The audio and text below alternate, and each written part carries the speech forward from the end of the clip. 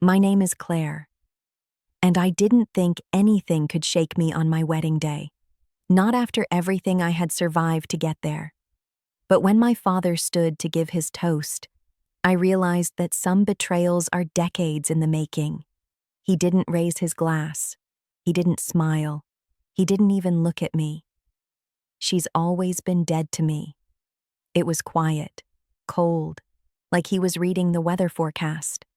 Then, as if that sentence weren't enough, he reached into his jacket and pulled out a sealed envelope, thick, heavy-looking, and handed it, not to me, but to my new husband. My father turned and walked out of the room, leaving behind stunned silence and 100 confused guests. I stood frozen, my champagne flute trembling slightly in my hand. My veil brushed against my collarbone as I turned toward the man I had just married. He held the envelope like it might burn him. Before I tell you what was inside that letter and why my father used my wedding to stage his final attack, I need to ask something. Please like this video, subscribe to the channel, and comment where you're watching from. I read every single comment, and if you're here, I hope this story brings you the strength and clarity I once needed. May luck and truth find you when you need them most, because what happened that day wasn't random. It wasn't even surprising. Not really. I just didn't want to see it. Growing up in the Harris family meant living in a house where everything looked perfect, from the outside. My father, Joseph Harris, was a pharmaceutical mogul, ruthless in business, revered in the industry, adored by the public. At charity galas, he shook hands like a politician and kissed babies like a man running for office. Inside the house, though, he ruled with cold detachment. My mother, Eleanor, came from old money. Elegant, poised, obsessed with legacy. Her presence filled every room with pressure to smile, to stand straighter, to be good enough for the Harris name. Our home was pristine, our photos curated, our emotions monitored. And then there was Sophia, my older sister, the golden child. She had perfect grades, perfect posture, perfect ambition, Harvard Business School, debate champion, tennis prodigy. Our parents followed her like she was the sun, always watching, always orbiting. They displayed her awards in custom glass cases and printed her achievements in the holiday cards. Me? I was the shadow behind the glow. Even when I matched her grades, even when I won the state science fair, even when I graduated at the top of my class. That's what we expect from a Harris, my father said, never looking up from his paper. When I got into Northwestern to study environmental science, not business, not pharmaceuticals, my mother cried like I had died. My father threatened to cut me off, but I didn't cave. I negotiated. I agreed to minor in biochemistry and intern at the company during the summers. It was the only way they would fund my tuition. For a while, it worked. I thought we had reached some kind of cold truce. We didn't fight, we didn't talk much, and they sent the checks on time. But then something changed. It started with a rumor, a quiet conversation I overheard in the hallways of Harris Pharmaceuticals. Something about an FDA audit, irregularities, environmental violations. I didn't think much of it at the time. But now, I see it as the moment their empire began to crack. And then came the trust. My grandmother Lillian, my mother's mother, had left me something, an inheritance, a way out. I didn't know about it until a few months before graduation. Neither did my parents, until their attorney accidentally brought it up in a meeting. $12 million. That's how much independence was worth. That's how much they would lose if I graduated or turned 23, whichever came last. Suddenly they were interested in my graduation. Suddenly they were warm, planning a celebration, calling more often, asking about my schedule, and then that toast. After my father walked out, the room was hushed. No one quite knew what had just happened. My bridesmaids whispered. My mother stayed frozen in place, her lips parted in a practiced expression of confusion. Sophia looked unsure. For once, not polished, not poised, just human. Jake, my husband, put the envelope in his inside pocket, and kissed my forehead. "Later," he whispered. "We'll read it later." But I couldn't think about anything else. I stood there in that white dress, under a canopy of string lights, with champagne in my hand and rage in my chest. Because the worst part wasn't the public humiliation. It wasn't even the letter. It was knowing that none of it had ever been love. My parents hadn't softened because they forgave me. They had just needed time to plan. That night, I didn't sleep. I sat in the suite with my dress still on, my makeup smudged, the envelope between us like a loaded gun. Jake asked if I was ready. I shook my head. I wasn't, but I needed to be, because I already knew what it would say, and I knew this story wasn't over. They say a house can remember, that if walls could talk, they'd whisper the truth no one dared to say out loud. Our house, the Harris estate in northern Illinois, didn't whisper. It glared. It judged. It loomed. Even as a little girl, I could feel it. The weight of expectation tucked between the marble countertops and the polished floors. Our home wasn't built for comfort. It was built for appearances, to be photographed, toured, admired, like the people inside it. And no one was more admired than my sister, Sophia. She was everything I wasn't: graceful, obedient, ambitious in all the right ways.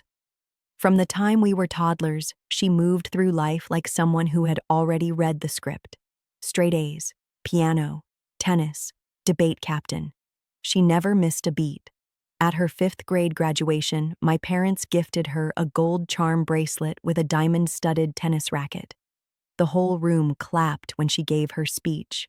At mine, they forgot the ceremony was happening and showed up halfway through, my mother still on a call and my father annoyed that the parking was full. No one said anything. No one ever did. Because it was always like that. The first time I noticed it, really noticed it, was when I was 8. I had drawn a picture of our family for a school project. It was nothing special, just a stick figure drawing. But I was proud of it. I even used gold ink for my mother's necklace because she always wore that same chain with the Harris crest. I remember showing it to my father in his study. He was behind his desk, glasses low on his nose, papers spread across the oak. "Look what I made." He didn't even look up. "Leave it on the table." "I put your glasses in," I added, "like the ones you wear when you read." A pause. Then, "Is this how you plan to contribute to the family name? Doodles?" He didn't say it angrily. That might have hurt less. He said it flatly, dismissively. I stood there holding the drawing like it was something shameful. Sophia walked in minutes later with her multiplication test. A perfect score, of course. He looked up. He smiled. He stood and kissed her head. That was the difference. My mother was no better. Her version of affection came in critiques, always wrapped in a thin smile. "You're very expressive," she once told me at age 10. "That's fine for now, but you'll need to learn control." At 11, "Science projects are nice, but make sure your hair isn't so wild next time.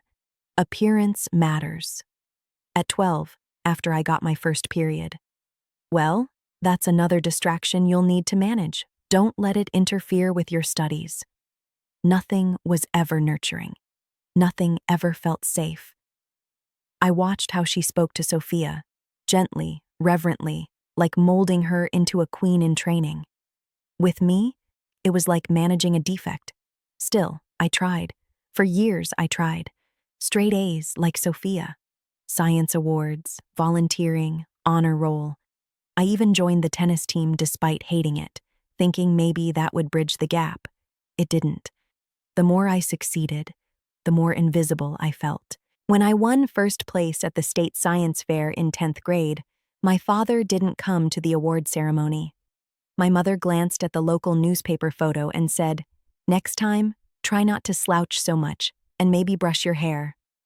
That photo is still burned in my mind.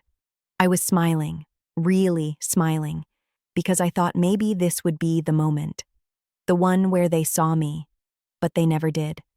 The truth is, they didn't want me to be brilliant. They wanted me to be obedient. They had already written my future.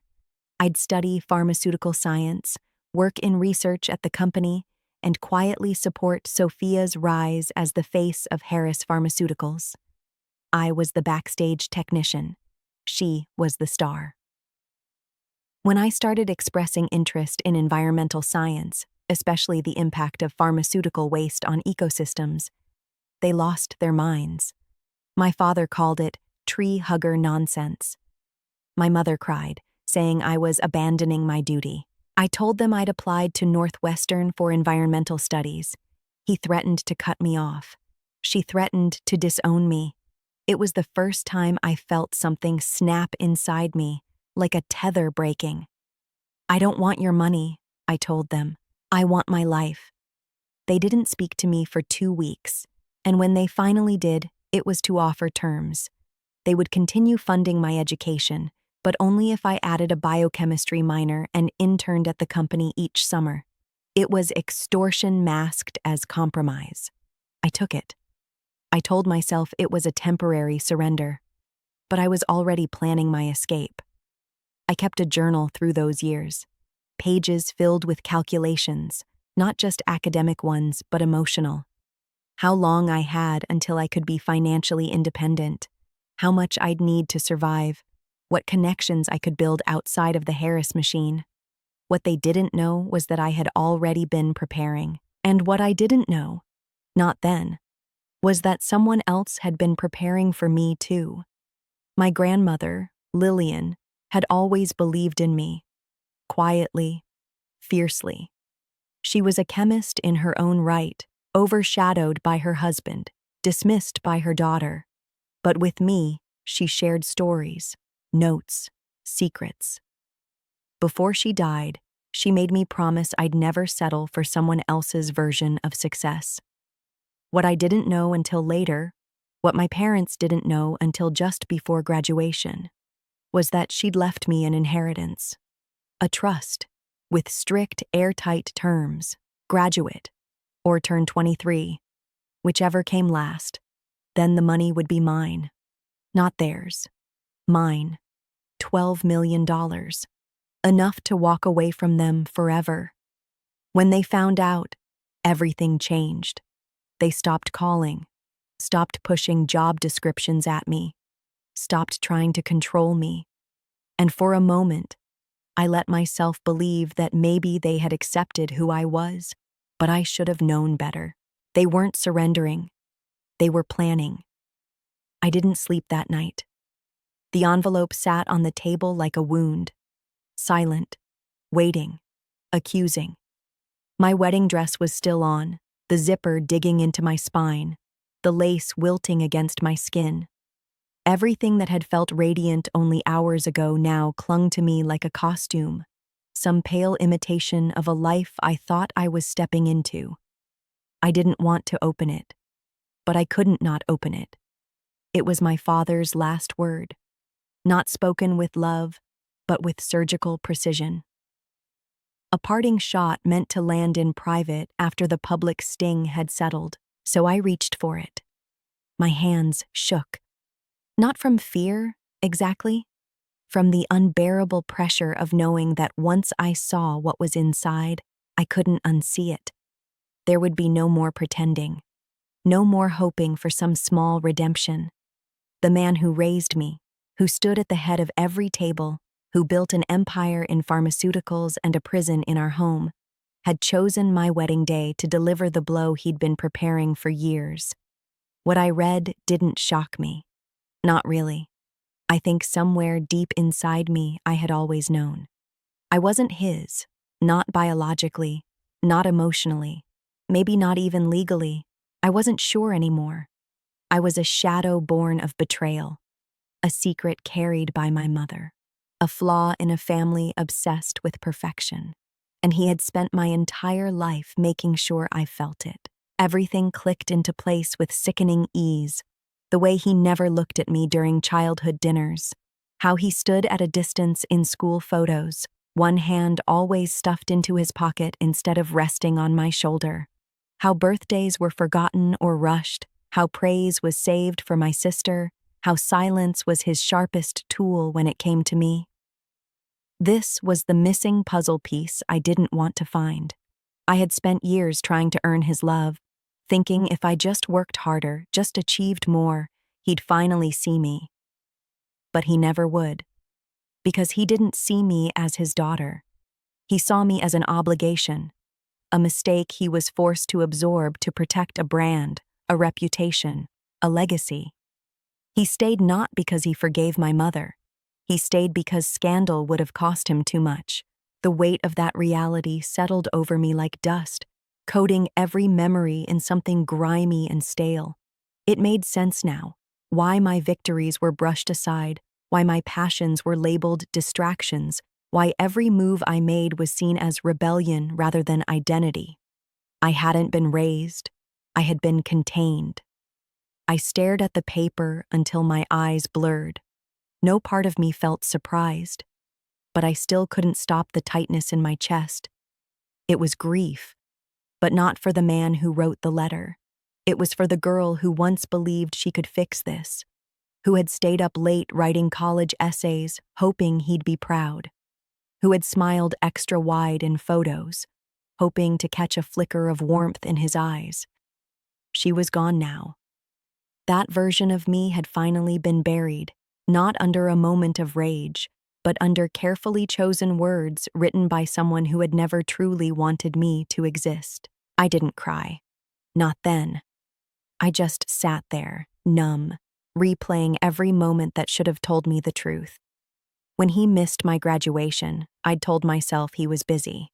When he called my environmental research idealistic nonsense, I told myself he was just practical.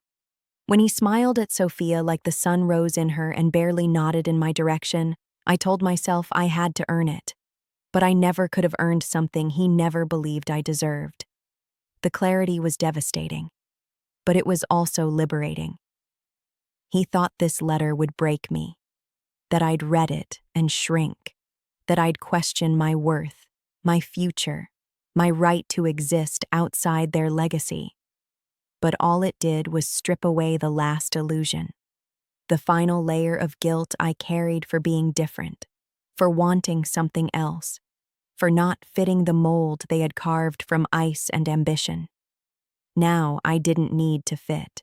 I didn't need to belong to them. The blood in my veins might have been a mystery, but my integrity was mine. My vision was mine. And the future I had built, through defiance, through grit, through sleepless nights and solitary courage, was real. No amount of family silence could take that away. The envelope remained on the table long after I set the letter down. I couldn't bring myself to tear it, but I also knew I'd never read it again. It had served its purpose. It had given me truth. It had ended the myth of who I thought he was. What struck me most wasn't the betrayal. It was the calm with which he delivered it, as if he had rehearsed it, as if it brought him peace to say at last what he'd likely wanted to say for over 2 decades, that I was nothing to him, that I was never meant to be part of their world. But if he thought he was ending something, he was wrong. He had ignited something instead. Because what he didn't realize, what none of them realized, was that I had already stepped beyond their reach. I had fought tooth and nail for a life outside their empire. I had chosen passion over obedience, conviction over comfort, freedom over control. And now I had proof of everything. I had the letter, and I had a reason to keep going, not in spite of what he said, but because of it. That night, I watched the city lights blur through the hotel window, my wedding dress still clinging to my body like a second skin. I didn't feel like a bride. I didn't feel like a daughter. I felt like someone standing at the edge of something terrifying and vast, and finally unafraid to leap. Whatever was coming next, I knew it wouldn't be peace, but it would be mine. I didn't expect her to answer the phone. And she didn't. I left the message anyway.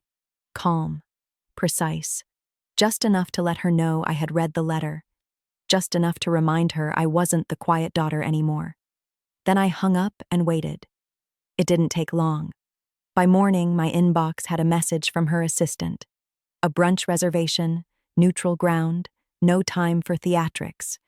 That was her style. Polished arrangements for messy conversations. She didn't do confrontation. She did control. Even now, even after everything, she was still trying to choreograph the fallout. I went anyway. I needed to see her eyes. The restaurant was all white linen and quiet jazz, the kind of place where appearances stayed intact no matter what was burning underneath. She was already seated, flawless as ever. A pearl pin in her bun, a thin smile on her lips. Her expression didn't shift when I approached. She didn't reach for a hug. She never did. She didn't apologize either.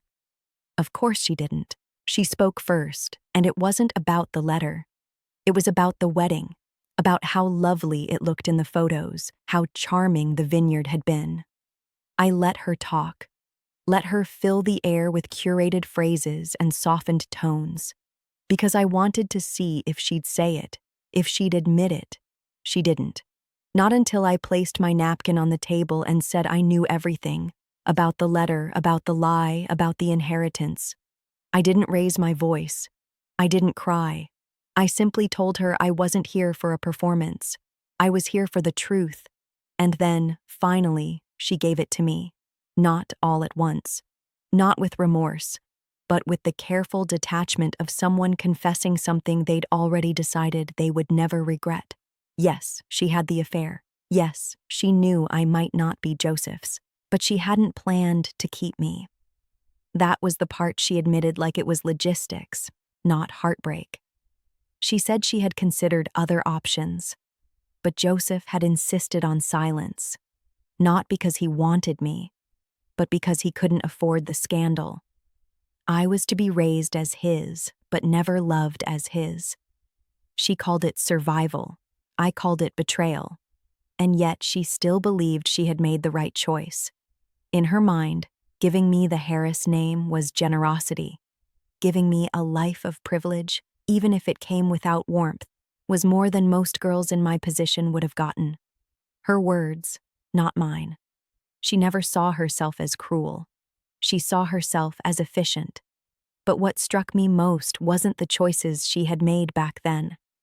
It was what she had done recently. When she learned about the trust my grandmother had left me, her entire demeanor had changed. And now I understood why. She never expected me to inherit anything of my own. She thought the control she and Joseph had over me, financial, emotional, psychological, would last forever. The trust changed everything. It made me untouchable, independent, a threat. That's why they stopped pushing, stopped calling, stopped fighting. They weren't giving up. They were planning something else. She didn't admit it outright, but I saw it in the way her fingers tightened around her glass, in the way her eyes shifted when I mentioned the timing, how their sudden interest in my graduation came just after learning about the trust's conditions. They hadn't thrown that extravagant celebration out of love. They had done it to stage something, to buy time, to prepare the final move. She didn't know I had overheard their whispers that day, the urgency in their voices, the tension when they thought I wasn't watching. She didn't know how closely I had studied their movements during the toast, how I had read the calculation behind every smile. And she didn't know how much more I suspected, that the trust wasn't just about money, that maybe it was a safeguard, a message my grandmother had built with purpose, because Lillian had known. She had seen through them, felt their grip tighten around me, and planted a seed of freedom where no one else could touch it. And now I had it. Not just the money, but the truth. And with it, the power to dismantle the legacy they had tried so hard to protect. When I asked my mother why she never told me the truth, her answer was simple. You weren't supposed to find out, as if that made it better, as if ignorance would have made me easier to shape. She called it protection. I called it silence. She claimed it was to keep the family whole. I called it erasure. All my life I had felt out of place, less loved, less seen, and all this time it hadn't been my imagination. It had been by design. The conversation ended without closure. She never apologized. She never begged. She simply stood, gathered her purse, and said she hoped I'd consider what I might lose by going public with any of this. Her tone was calm, measured, threat and invitation braided into every syllable. I watched her walk away like she was leaving a business lunch. And in a way, she was. Because to her, this was never about love. It was about control, about image, about power. And now she no longer had any over me. There isn't a single date circled on the calendar that marks the shift. No explosion, no fight, no screaming match that sent me running down the hallway with tears in my eyes. That would have made it easier to identify, maybe even easier to forgive. But the truth is, when someone stops loving you, or never really did, it doesn't happen like thunder. It happens like erosion. And yet, when I look back, I can trace it. There was a moment, a before and an after. It was the fall of my sophomore year in high school. I had just gotten back from a weekend science camp, one I had begged to attend for weeks, the kind of opportunity that made my heart race with possibility. I had built a working prototype of a water filtration system using only household materials and a plastic tub. I was so proud. It had taken hours of tweaking, of frustrating failures and small breakthroughs. I brought it home, still half assembled, wanting to show someone. I found my father in his study, as always, surrounded by muted tones and walls that smelled of expensive leather and obligation. He was on his laptop, the glow of the screen reflecting in his glasses. I remember how the air felt, clean, sharp, slightly too cold. I stepped inside, holding the model in both hands. I said his name, not Dad, but Father, because that's what he preferred. He didn't look up. I waited a few seconds. Then I started explaining anyway, about the way activated charcoal worked, about the layers I had engineered. I spoke quickly, nervously, trying not to sound too eager, just enough to be impressive, not desperate. When I finished, he finally turned his head. He looked at me, or maybe through me, and said, "If you spent half that energy on something useful, maybe you'd amount to something." Then he went back to his screen. That was it. That was the moment. He didn't say it with cruelty. There was no venom in his voice, just vacancy. But something inside me recoiled. It was more than disappointment. It was dismissal. He didn't care what I had made. He didn't even ask how it worked. He didn't see effort. He saw distraction, noise. And that's when I understood. He wasn't going to change. All the times I'd brushed off his silence, all the excuses I made for why he never hugged me, never sat through my presentations, never remembered the dates of my competitions. They weren't exceptions. They were the rule. And that moment in the study was the first time I allowed myself to believe it. After that, things shifted, subtly but irrevocably. He stopped asking where I was going on weekends, stopped asking if I was coming home for holidays. If I walked into a room, he'd walk out. At dinner, he spoke through my sister, asked her questions I could have answered, praised her for decisions I'd quietly made first. If I interrupted, he barely reacted, just waited until I was quiet again. It was like being slowly erased from a photograph. First the edges, then the features, until all that remained was the space I once occupied. My mother, of course, pretended not to notice. She filled the silence with plans, piano lessons, charity events, college prep tutors. Her solution to everything was polish. If the picture looked perfect from the outside, then the cracks on the inside didn't matter. Whenever I brought it up, she'd wave a hand and say I was being sensitive, or tired, or hormonal. Once, I asked her directly why he didn't seem to like me. She blinked, surprised, as if I had spoken in a foreign language. Then she laughed. "Don't be dramatic," she said, and walked away. So I stopped asking. I learned to exist without approval, without softness. I taught myself how to function in silence, how to celebrate alone, how to prepare for disappointment before it arrived. But I still wanted answers. I started paying attention to his routines, his meetings, the moments when his voice dropped during phone calls, and the way he shut down certain conversations when I entered the room. And little by little, I noticed something. He had become more distant, yes, but also more watchful, not in a protective way, in a controlled, measured way, like I was a variable he couldn't quite predict, something unstable in his carefully curated world. It didn't make sense to me then, but now, after the wedding, after the letter, it's all clear. That fall, he must have found out. Whether through a test, a confession, a document, I don't know. But that was the moment he realized I wasn't his, not by blood, not by legacy.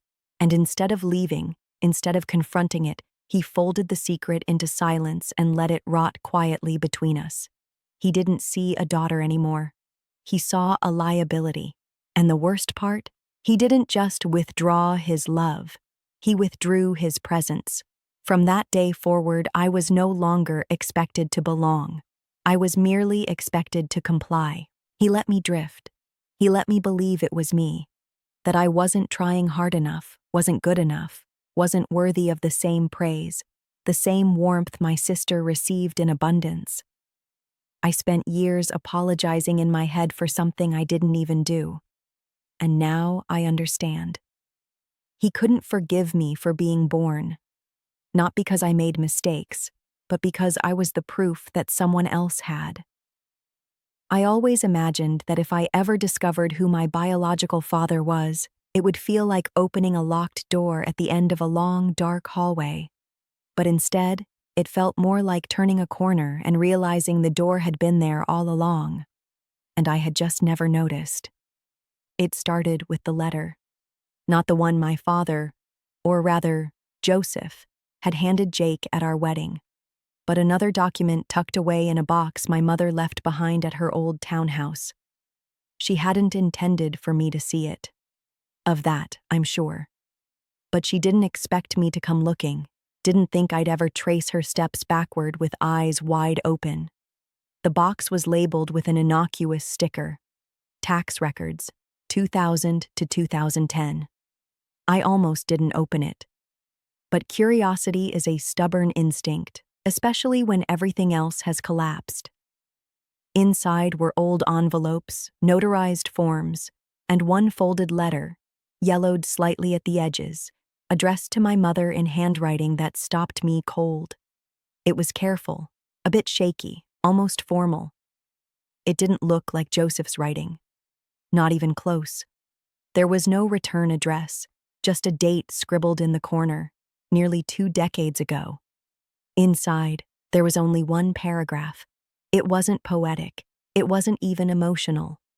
It was desperate. He was asking for a chance to see me. He said he had respected her decision for years, but didn't want to die without knowing if I was okay. He referenced a meeting they'd had when I was still a baby. Said he had kept his distance because that's what she had demanded. But now, he wanted to know, just once, if I'd grown up safe. He signed it only with his first name, Michael. The name meant nothing to me at first. It was so ordinary. I folded the letter and stared at the box for a long time, trying to decide whether I had just opened something sacred or something I had no right to see. But once the door cracked open, I couldn't stop myself. I dug deeper, through old emails, journal entries, even archived internal memos from the Harris Company, anything that might connect a name to a face. I went through the hospital records I'd saved from an old internship, then cross-referenced it with company staff files I wasn't technically supposed to have. And then I found him. Michael Weaver, research chemist, hired in 1998, left the company in 2002. The timeline fit too well. My stomach dropped when I found his photo on a staff newsletter. He looked older than I expected, already graying, with soft eyes and a crooked smile. There was a gentleness in his expression that I'd never seen in Joseph, a kind of quiet kindness that made something ache in my chest. He had been there, in the same company, walking the same halls, close enough to pass in the parking lot, and I had never known. He died 3 years ago. The obituary was brief, survived by no spouse, no children, a private man, modest memorial, no mention of legacy. Just a few lines about his work in environmental chemistry and a scholarship fund he left for underprivileged science students. It felt like a punch to the ribs. He had been gone before I even knew his name, before I had a chance to ask why he stayed away, if he ever looked for me, if he ever regretted giving in to my mother's conditions. But then came the second blow. I found out he had tried to write again, multiple times. The letters were returned, marked refused or no longer at this address, but all postmarked from the same city, less than 2 hours from where I had grown up. He had never moved far. He never started another family. He never stopped trying. And my mother had kept him away. I don't know what I expected from her at that point. Maybe an explanation, maybe an apology. But deep down, I knew what she would say if I asked. She did it for the family, for the brand, for the lie that held everything together. She probably told herself it was mercy, but it wasn't. It was theft. She stole my right to know him, to ask him questions, to see myself in someone who might have actually wanted me. I spent my entire life thinking I was invisible, but the truth was, someone had been looking for me, quietly, persistently. He just never got past the gate she built around me. And what broke me most wasn't that he was gone. It was that he had tried, that I wasn't unwanted. I was unreachable. There's a difference, and it changes everything. In the weeks that followed, I found pieces of him in small, unexpected places. An old journal digitized in a university archive, full of notes about his fieldwork and musings on sustainable pharmaceuticals. A few published papers, one co-authored with researchers I had admired in college, including a mentor who had unknowingly passed his ideas down to me. And then, in a bookstore of all places, I found a worn chemistry textbook he had helped revise. His name was printed on the spine. I bought it without thinking, clutching it like a relic, as if holding it would bring me closer to a man I could never meet. But in some strange way, I felt I already knew him. We both loved the science beneath the surface. We both chose questions over comfort. And now, we both had been erased, him by silence, me by control. And yet we both kept showing up anyway. Maybe that's what legacy really is. Not the name, not the wealth, but the choice to keep reaching, even when no one reaches back. The morning after my wedding, I woke up feeling like I had survived a fire. Not because I felt brave or triumphant, but because everything around me smelled like smoke, and the air still stung when I tried to breathe. The text messages started before sunrise. Some were cautious and diplomatic. "We're so sorry about the incident. Let us know if you need anything." Others were messier. "What the hell was that toast? Is your dad okay? Do you want to talk?" One guest sent a selfie from the reception and added, "Crazy night, huh?" with a laughing emoji, like it was just another awkward family moment someone would eventually laugh about. I didn't respond to any of them. Not yet. Instead, I sat in the hotel bathroom, still in the robe from the night before, and stared at the faucet for 10 minutes before remembering how to turn it on. Jake hadn't pushed. He let me move through the morning at my own pace. He made coffee, checked us out, loaded the car in silence. We had canceled the honeymoon the night before.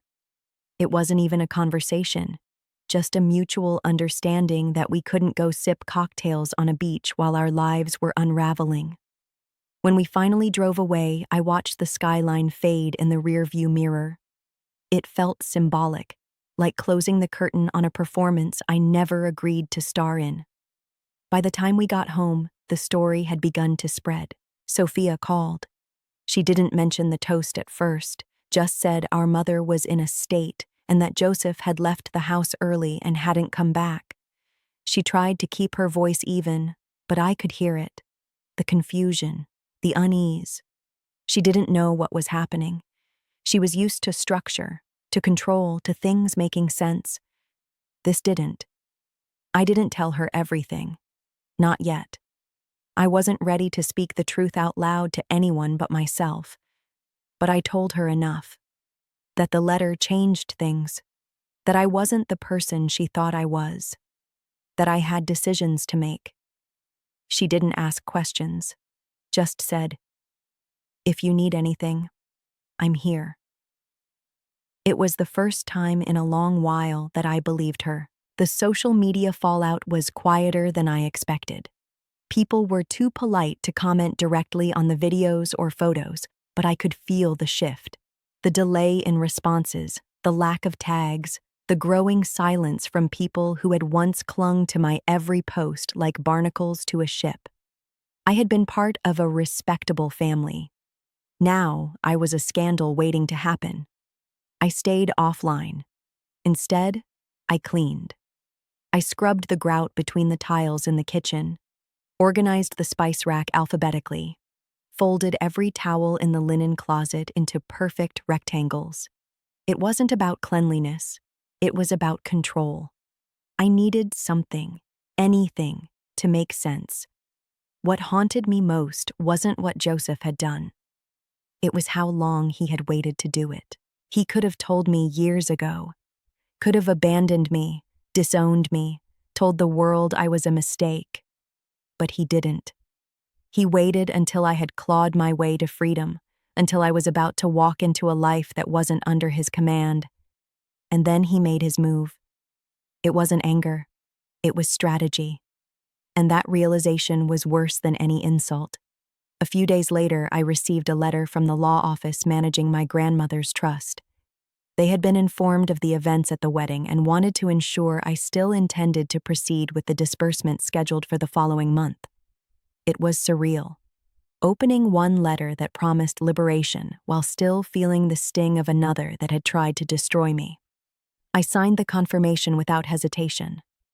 I had never been more certain of anything. Then the news reached further. Someone at the wedding had leaked the story, maybe intentionally, maybe just through casual conversation, but it landed in the inbox of a local journalist with enough connections to dig deeper. They didn't publish names, not yet. But the article was clear. A prominent Chicago family. Whispers of a scandal at a high-profile wedding. Rumors of inheritance disputes and hidden paternity. I knew it was only a matter of time before everything came out. The legacy they had worked so hard to build, Harris Pharmaceuticals, the perfectly polished family image, the legacy donations, the awards, it was all beginning to crack. And I was the fault line. But I wasn't ashamed. Not anymore. For the first time, I felt powerful. Not because I had money coming or secrets in my hand, but because I finally knew the truth.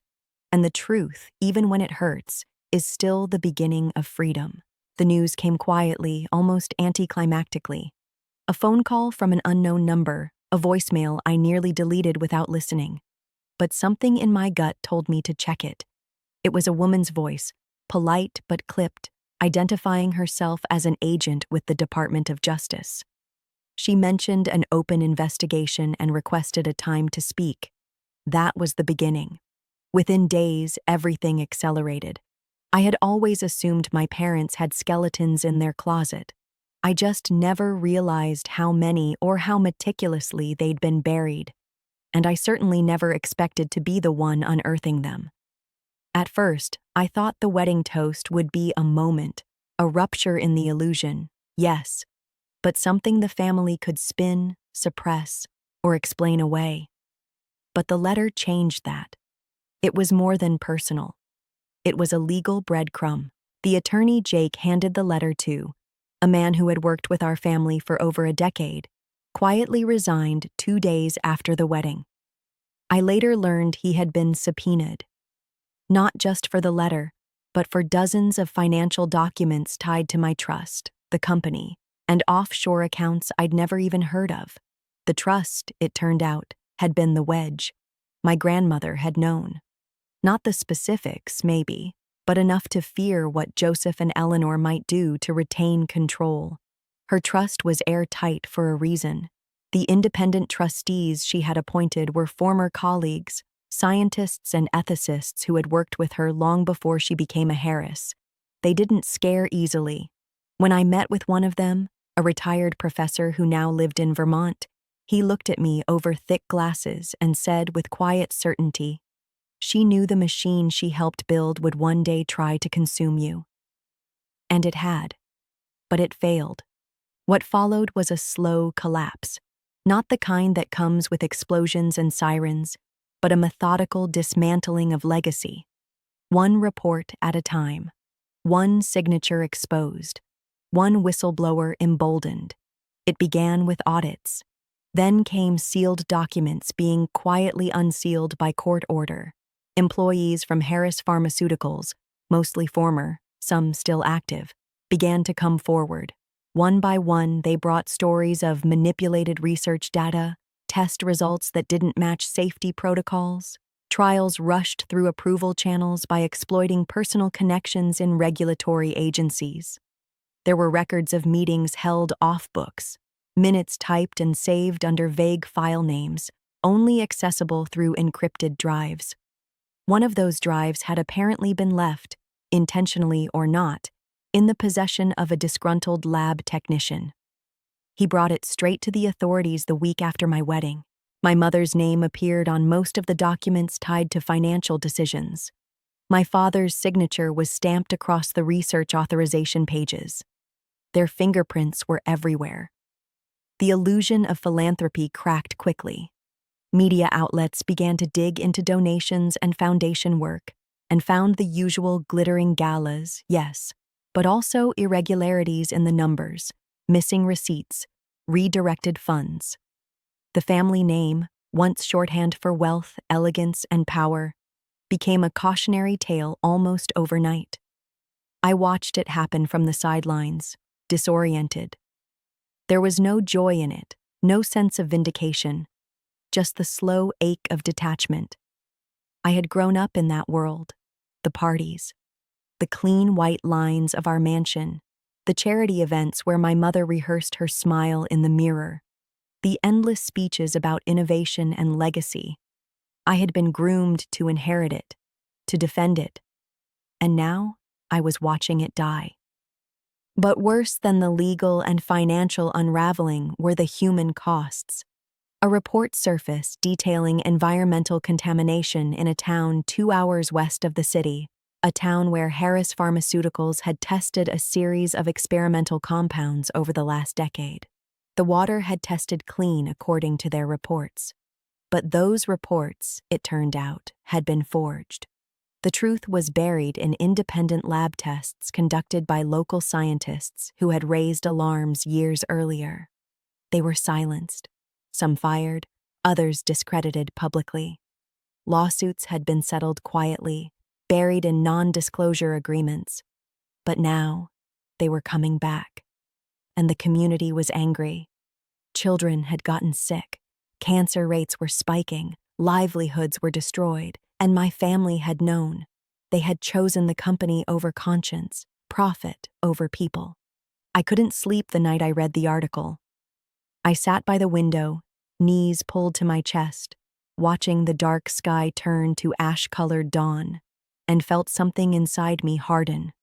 Not hatred, not revenge, just clarity. I had to act. I reached out to one of the investigative reporters, the one who had been covering the story with quiet precision and care. I offered what I had: the timeline, the letter, the financial statements I'd found hidden in my father's study years ago but never understood until now. I told her about my grandmother, about the trust, about the silence in our house, and what it had always meant. She listened, and she believed me. When the article published, it went deeper than anything before. It named names, quoted documents, included parts of the letter. It laid out a pattern, not just of negligence, but of calculated harm. Public outrage exploded, and for the first time in my life, I wasn't afraid of the storm, because I wasn't in the eye of it anymore. I was outside of it, finally. And I knew, as subpoenas multiplied, as hearings were scheduled, as federal agents combed through files with gloves and flashlights, that this story was no longer about me. It was about a system built on silence, power, and manipulation. And it was finally coming undone. The world had broken my family's legacy into shards, but it didn't shatter me. Instead, the wreckage laid bare what I had to build. Grief arrived quietly at first. It was not a wave of sorrow, but a low hum, an undertone that threaded through my days. I grieved the mother I thought I had, the father I hoped for, the sister I believed I knew. I grieved my own innocence, the belief that family was love, and that loyalty was earned, not enforced. Therapy became the first place I learned to unpack the weight I carried. I was surprised by how good it felt to speak into silence and feel someone respond not as a judge, but as a listener. I wrote letters, unspoken truths mailed to people who never asked, places that never existed, and myself as a younger child. I wrote about the library where I studied alone, about the late nights tinkering with projects I thought he might finally acknowledge, about the wedding dress I never took off. There were no cures, no single breakthrough, just the slow recalibration of identity, divorced from the family brand that had suffocated me for so long. At the same time, I began transforming the trust, not just financially, but meaningfully. I set up a foundation in my grandmother's name, one dedicated to environmental justice and clean water research, the very things that had built me. I seeded university scholarships for students like me, curious, independent, unafraid to challenge the status quo. I met with scientists and advocates, walked neighborhoods near the contaminated facility, learned the stories behind the numbers, not just the headlines. Sometimes I would return to the lake house where my grandmother had escaped to in summer. It was now my sanctuary, too, its tailcoat wood and wide porches a reminder of quiet strength. I'd sit with my sister when she'd visit, and sometimes we'd just watch the water, processing in silence the guilt and relief that ran through our veins like twin currents. Sophia's journey looked different from mine. She shrank at first, retreating behind grief and shame. But then she surfaced. She said she wanted to go to law school, to fight these battles with subpoenas and truth, not headlines. I didn't hide how proud I was. For the first time in our lives, I didn't have to compete with her. We were both survivors renewing our own definitions of family. There were falls, of course. I'd wake in the night, drenched with the memory of his voice, her voice, telling me I was nothing. Some days, the safe silence of the house felt safer than the idea of forgiveness. But then I'd remember that survival wasn't a place, it was a stance, a movement, and each day I woke up determined became the evidence that I could be more. I didn't decide instantly to give interviews, write essays, or speak publicly about my story, but when I did, it was devastating and necessary. I shared them with others who recognized the fear of being erased by the people who should have upheld our worth. The messages were raw, thank you letters from those who had escaped their own silent prisons. The measure of my healing wasn't the number of views or reactions, it was knowing that in telling my truth, someone else felt less alone.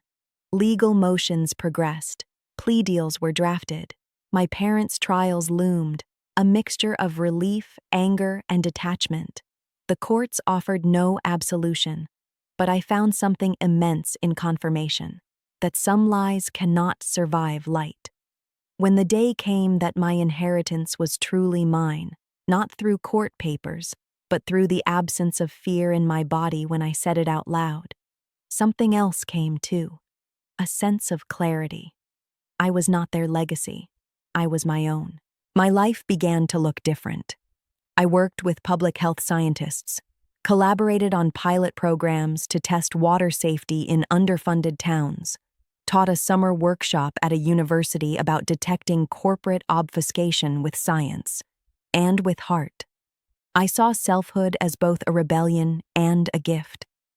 It was in one of those classes that I realized the transformation was complete, not with a victory chant, but in the quiet smile of a student whose eyes lit up as she realized her ideas mattered.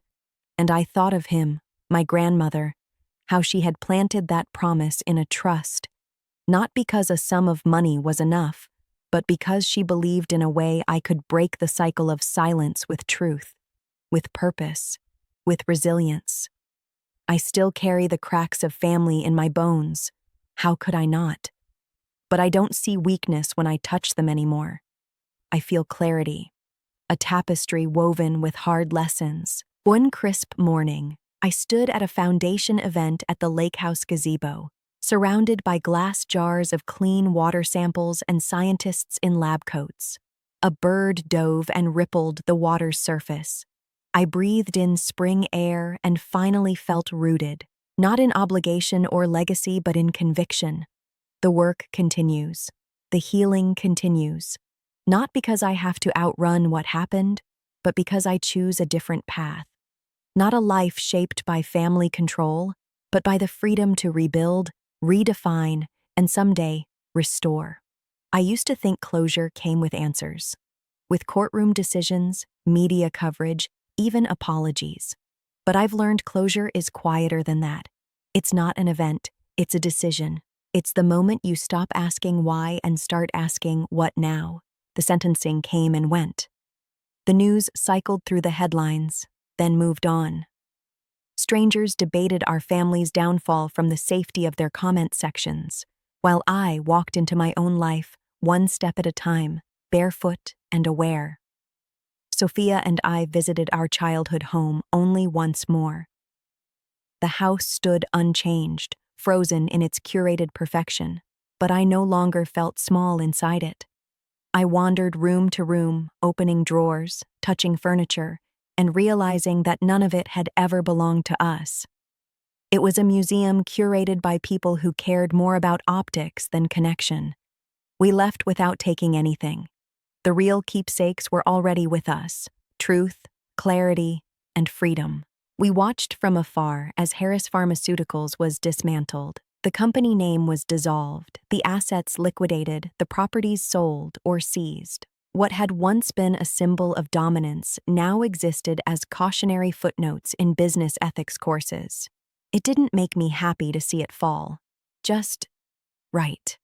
Like a scale tipping finally toward balance. For the first time, my life became mine to design. No script, no expectations, no tightrope between duty and disobedience. I chose to stay in the lake house longer than expected. It gave me space. I adopted a rescue dog named Ivy, who woke me each morning with the urgency of adventure. I kept a journal, not for trauma processing, but for wonder. For small joys like mist rising over the water or the sound of rain tapping the windows during a thunderstorm. Sometimes I'd find myself instinctively bracing for judgment. A voice that wasn't mine whispering, "That's not enough." But then I'd take a breath and remember, I don't owe anyone productivity as proof of worth. Just being alive, just choosing softness in a world that tried to harden me, that's enough. Sophia visited often. Her laughter changed. It was looser, less rehearsed. We cooked together, relearning how to be sisters without rivalry. She read my grant proposals and I read her essays on corporate ethics. Our healing was parallel, but deeply entwined. She was no longer the perfect daughter, and I was no longer the forgotten one. We were just two women trying to live truthfully. One autumn morning, she sat across from me on the porch, wrapped in her favorite sweater, sipping coffee. "I got into law school," she said quietly, like saying it too loud might undo the moment. My eyes filled with tears before I could answer. Not because I was surprised, but because I knew how hard that decision was. To go back into the world after almost losing your place in it. To choose to fight, not with bitterness, but with purpose. She didn't need my approval, but she had my admiration. As she packed her things a week later, we hugged longer than usual. "No matter where we end up," I told her, what we rebuilt, it's permanent." "I know," she whispered. "We've already survived the worst." I watched her drive away, not with fear, but with pride, and I felt something I hadn't felt in years: peace. In the following months, I said yes to things that scared me. I spoke at universities, I joined a research team focusing on industrial waste cleanup. I published my first peer-reviewed article about how pharmaceutical byproducts affect rural water supplies. Each new step built upon the last, not perfectly, not without setbacks, but consistently. And then one day I looked in the mirror and saw someone I hadn't expected, a woman with soft eyes and a steady spine, not a daughter defined by defiance or silence, just me. Healing didn't mean forgetting. It meant no longer needing to carry the pain like armor.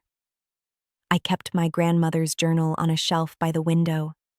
Sometimes I'd reread her words when I needed reminding that someone had believed in me long before I believed in myself. As spring returned, so did clarity. I found myself dreaming again, of work, of impact, of love. I stopped waiting for the past to stop hurting and started trusting the future to hold something better. And one quiet morning, with the lake calm and the trees just beginning to bud, I picked up my camera, set it on a tripod, and recorded this story. Not to relive the pain, but to remind someone out there that freedom is possible, that surviving is just the beginning, that even if you were raised in poison, you can still bloom. If this story resonated with you, please like and subscribe to support this channel and share it with someone who might need to hear it. I read every comment, and I promise, if you leave one, you'll be bringing light into a space where truth finally lives. May your own healing find you soon.